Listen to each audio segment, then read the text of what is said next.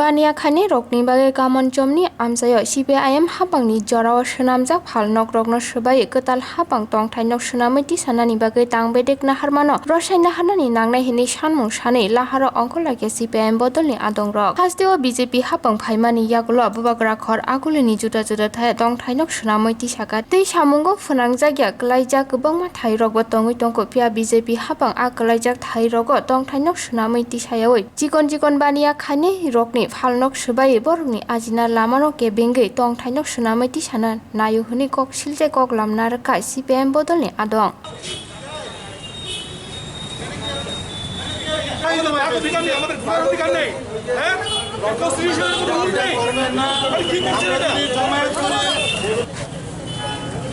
CI2 বা ভারতের trade union কেন্দ্র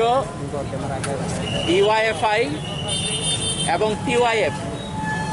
এই তিনটি সংগঠনের উদ্যোগে আগরতলা শহরের মূল বাণিজ্যিক এলাকা সেন্ট্রাল রোডে এখানে বিবেকানন্দ মার্কেট নামে যা পরিচিত সেই মার্কেট এলাকায়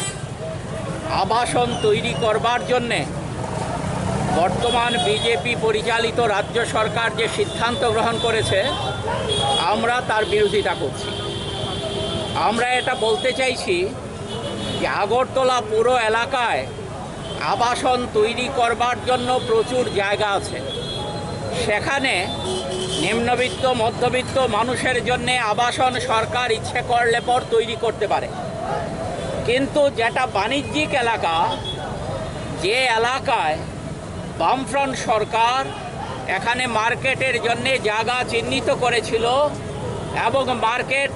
এর কাজ কিছুটা সেখানে মানুষ সেখানে ব্যবসা বাণিজ্য শুরু করেছিলেন, সেই জায়গা আমাদের বর্তমান বিজেপি সরকার ব্যবসায়ীদের না দিয়ে ফুটপাথ হকার যারা আছেন, ক্ষুদ্র ব্যবসায়ী যারা আছেন, বেকার যারা আছেন তাদেরকে না দিয়ে এই বাণিজ্যিক এলাকায় আবাসন তৈরি করার এই সিদ্ধান্ত অত্যন্ত নিন্দাজনক। বামফ্রন্ট সরকার আপনারা জানেন পুরো এলাকায় বিভিন্ন জায়গায় আবাসন তৈরি করেছে, মেলার মাঠে তৈরি করেছে, গান্ধীঘাটে তৈরি করেছে, নন্দননগরে তৈরি করেছে, শ্যামলী বাজারে তৈরি করেছে, খেজুর বাগানের অপোজিট সাইডে তৈরি করেছে, অসংখ্য জায়গা, সবটা পুরো এলাকার মধ্যে আবাসন তৈরি করেছে। নিম্নবিত্ত মধ্যবিত্ত মানুষ পায়ে হেঁটে উপরের তালা পর্যন্ত ওঠেন সেরকম ব্যবস্থা যেমন আছে, আবার লিফট লাগানো ফ্ল্যাট ব্যবস্থাও সেখানে আছে। কিন্তু এই যে আজকে